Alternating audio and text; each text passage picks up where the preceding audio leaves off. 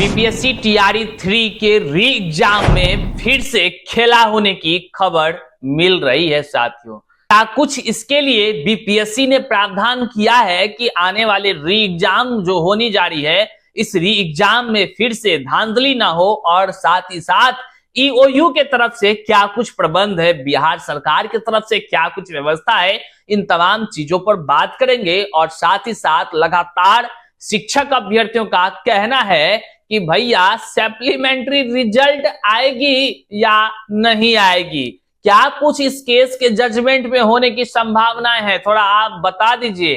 तो हम इस पर भी चर्चा करेंगे और वीडियो में हम बात करेंगे अधिक उम्र वाले शिक्षक अभ्यर्थी, जी हाँ साथियों, टीआरई 3 ओवर एज के शिक्षक अभ्यर्थियों के लिए जो केस की अगली हियरिंग 16 तारीख को होनी है, उसमें क्या कुछ होने की संभावनाएं हैं। पूरी बात तथ्यों के आधार पर होगी, इसलिए वीडियो को आप अंत तक देखिएगा और अपने तमाम साथियों तक शेयर कर दीजिएगा, क्योंकि मुद्दे की बात समझना और लोगों को समझाना भी तो जिम्मेदारी आपकी ही है। चलिए करते हैं वीडियो शुरू, लेकिन उससे पहले नमस्कार, मैं हूं हरे कृष्ण प्रकाश और आप देख रहे हैं साहित्य आजकल। साहित्य आजकल का मतलब ही है वह सच्चाई जो जाननी आपके लिए है बेहद आवश्यक। साथियों, चैनल पर नए हैं तो इतना ही कहेंगे, नीचे सब्सक्राइब का बटन है, सब्सक्राइब कर लीजिए और अपने दोस्तों तक शेयर जरूर कर दीजिए। आइए सीधे मुद्दे पर चर्चा करते हैं। देखिए, आज का 3 मुद्दा है और ये तीनों मुद्दा शिक्षक अभ्यर्थी, शिक्षक समाज या कह लीजिए तो बुद्धिजीवी वर्ग के लिए अति महत्वपूर्ण विषय है, चिंतनीय विषय है और सोचने पर आपको मजबूर कर देगा कि हाँ, एक नौनिहालों का भविष्य संवारने वालों के साथ इतनी बड़ी समस्या, इतनी बड़ी कौतूहल है, तो क्या ये वाजिब है या नहीं वाजिब है।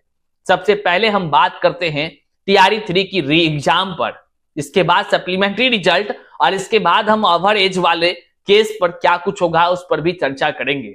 सप्लीमेंट्री रिजल्ट से पहले हम आपको बता दें कि टीआरई 3 का री एग्जाम का डेट जो है कि अनाउंसमेंट हो गया है। बहरहाल एडमिट कार्ड सभी लोग डाउनलोड कर चुके हैं या कर रहे होंगे। 19 तारीख से 22 तारीख तक एग्जाम होनी है, लेकिन आपको पता होगा इससे पहले टीआरई 3 की एग्जाम हुई थी, उसमें पेपर लीक हो गया था। जो लोग पकड़े गए थे हजारीबाग में, कोहिनूर होटल में, वे लोगों का क्या हुआ, ये बड़ा सवाल अब भी है। वैसे शिक्षक अभ्यर्थी जो पेपर लीक करके क्वेश्चन आंसर को रटते हुए पाए गए थे, ईओयू ने उसे पकड़ा था और हजारीबाग के कोहिनूर होटल से उसको बसों में भर भर कर पटना लेकर आई थी। उसका क्या हुआ, क्या वो फिर से परीक्षा देंगे या उसको बीपीएससी ने बैन कर दिया, ये सवाल मेरा नहीं बल्कि तमाम शिक्षक अभ्यर्थियों का है। और ये लाजमी भी है, लोगों को चिंता हो रही है इस बात की, आखिर जो फर्जीवाड़ा को अंजाम देने वाले गिरोह के शामिल सदस्य हैं, जो लोग हैं, क्या वैसे लोगों को बीपीएससी ने बैन किया है क्या टीआरई 3 री एग्जाम में फिर से वे लोग बैठ रहे हैं क्या? ये तमाम सवाल जो है शिक्षक अभ्यर्थियों का है। वहीं पर एक बड़ा सवाल ये है और कह लीजिए सुनने में एक बड़ी बात निकलकर सामने आ रही है कि फिर से टीआरई 3 री एग्जाम में खेला होने की संभावनाएं हैं। जी हां साथियों, सूत्रों के हवाले से जो खबर आ रही है वह खबर हैरान करने वाला है। तमाम शिक्षक अभ्यर्थियों के तरफ से जो खबर आ रही है, यह खबर चौंकाने वाला है। चौंकाने वाला इसलिए है क्योंकि जो बातें निकलकर सामने आ रही है वह सुनकर आपके पैरों तले जमीन खिसक जाएगा। बीपीएससी टीआरई री एग्जाम में टीआरई 3 में जो धांधली हुआ था, जितना जितना लाख का खरीद बिक्री क्वेश्चन पेपर का हुआ था, उससे ज्यादा दाम की बातें निकलकर सामने आ रही है। अब ये सोचने वाला विषय है कि आखिर ये बातें निकलकर जो आ रही है, लोग कमेंट बॉक्स में कर रहे हैं कमेंट कि भैया टीआरई 3 री एग्जाम का जो है कि क्वेश्चन पेपर में सेटिंग कराने का या कह लीजिए एग्जाम में सेटिंग कराने का जो है कि बात चल रहा है, सुनने में आ रहा है। ये लोग जो है कि लगातार कमेंट कर रहे हैं, बात बता रहे हैं, लेकिन एक बात लाजमी है, आप भी जरा सोचिए। हो सकता है कि ये बात सच ना हो सकता है कि लोग अपने मन से ये सूचना दे रहे हो, हमारे कमेंट बॉक्स में कमेंट कर रहे हो कि भैया फर्जीवाड़ा का धांधली चल रहा है, लेकिन ये बात उसके मन में आया कैसे या आ कैसे रहा है, ये सबसे बड़ा सवाल है। अभी तक क्या बीपीएससी टीआरई 3 के री एग्जाम में धांधली ना हो उसको लेकर के बीपीएससी ने कोई ठोस कदम उठाया है क्या ऐसा कोई निर्णय लिया है या कोई जो प्रेस विज्ञप्ति जारी किया है जिससे स्पष्ट हो जाए कि हाँ टीआरई 3 के री एग्जाम में अब वो पेपर लीक करने वाला या धांधली करने वाला या पैसा लेकर क्वेश्चन का आंसर रट करके एग्जाम में बैठने वाले लोग पकड़े जाएंगे या फिर वैसे लोगों को बैठने नहीं दिया जाएगा, या कोई ऐसा हथकंडा अपनाया गया है बीपीएससी की तरफ से जिससे कि तमाम जो योग्य शिक्षक अभ्यर्थी है वह आश्वस्त हो जाए कि हाँ इस बार धांधली नहीं होगा। वहीं पर इस तरह का कुछ अगर मिल गया लोगों को देखने तभी जो है कि वे लोग कुछ जो है कि एकदम विश्वास कर लेंगे, हाँ भाई बीपीएससी की तरफ से इस बार जो है कि बड़ा सुंदर एग्जाम होगा। वहीं पर क्या ईओयू के तरफ से जो है कि बीपीएससी टीआरई री एग्जाम से पहले खास करके कोई टोल फ्री नंबर जारी किया गया है जिसपे कि अगर कहीं किसी को शिकायत कुछ करना हो या कहीं पर किसी को कोई जानकारी हासिल हो तो वह जो है कि सीधे ईओयू को जानकारी दे दे, वो हम जैसे लोगों को कमेंट बॉक्स के माध्यम से जानकारी न देकर सीधा जो है कि ईओयू को जानकारी दे दे। क्या ईओयू के तरफ से कोई प्रावधान किया गया है, ये तो सवाल उठ रहा है लगातार शिक्षक अभ्यर्थी। हम आग्रह करेंगे इस वीडियो के माध्यम से कि आप तमाम जो भी लोग इस वीडियो को देख रहे हैं ईओयू तक पहुंचाइए ताकि ईओयू जो अपराध इकाई की शाखा है वह टीआरई 3 री एग्जाम से पहले जो है कि एकदम सही से एग्जाम कराने के लिए थोड़ा सा टोल फ्री नंबर जारी कर दे ताकि जो कोई भी नागरिक देश के नागरिक को अगर कहीं फर्जीवाड़ा का पता चलेगा कि हाँ भाई प्रश्न उत्तर रट्टा मार रहा है वो फलना के मकान में फलना गुप्त कोना में छुप करके, तो तुरंत जो है कि फोन करके ईओयू को जानकारी दे देगा। इसलिए इस वीडियो को उन अधिकारियों तक पहुंचा दीजिए ताकि वह अधिकारी के द्वारा जो है कि सरकार के द्वारा एक कोई ठोस कदम उठाया जाए और जो है कि पारदर्शिता के साथ इस बार परीक्षा कराई जाए। हम भी कामना करते हैं कि अच्छा से इस बार परीक्षा हो जाए, लेकिन अगर कोई फर्जीवाड़ा की जानकारी किसी को मिले तो निश्चित तौर से अपराध इकाई की शाखा को सूचित करेंगे, जो विभाग है उसको सूचना जरूर देंगे। बहरहाल अब बात करते हैं सप्लीमेंट्री रिजल्ट पर। देखिए सप्लीमेंट्री रिजल्ट का लगातार हियरिंग हो रही थी और हियरिंग होने के बाद जो है कि जजमेंट सुरक्षित रख लिया गया है, आप इस बात को जान रहे हैं। पर मीडिया चैनल में कई सारे लोग हैं जो अब बोल रहे हैं जजमेंट आने से पहले ही कि 100% सप्लीमेंट्री रिजल्ट आ रहा है।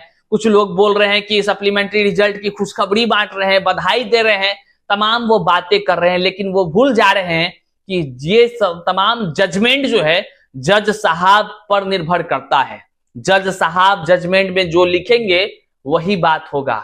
और आपको हम बताते चले सप्लीमेंट्री रिजल्ट में सुनवाई बड़ा ही मजेदार हुआ है। सरकार के तरफ के वकील भी बड़ा तोड़ निकाले हैं। तो अभ्यर्थी के तरफ से जो 101 अभ्यर्थी के तरफ से वकील थे, इन्होंने भी बड़ा शानदार बहस किया, शानदार पॉइंट्स को उठाया।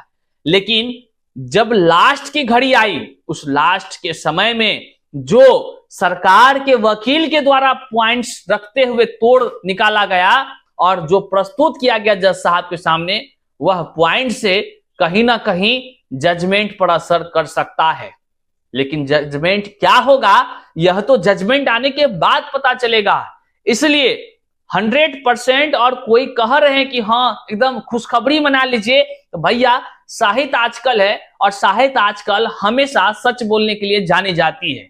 हम आपको बताते चलें, शिक्षक अभ्यर्थी जो सप्लीमेंट्री रिजल्ट का इंतजार कर रहे हैं, बिल्कुल बहस उनके पक्ष में हुई, सब कुछ हुआ, लेकिन जो कह लीजिए सरकार के तरफ के वकील थे, उन्होंने जो पॉइंट्स को रखा उस पॉइंट्स के अनुसार 60% ही हम कह सकते हैं कि सप्लीमेंट्री रिजल्ट आने की जो है कि संकेत है।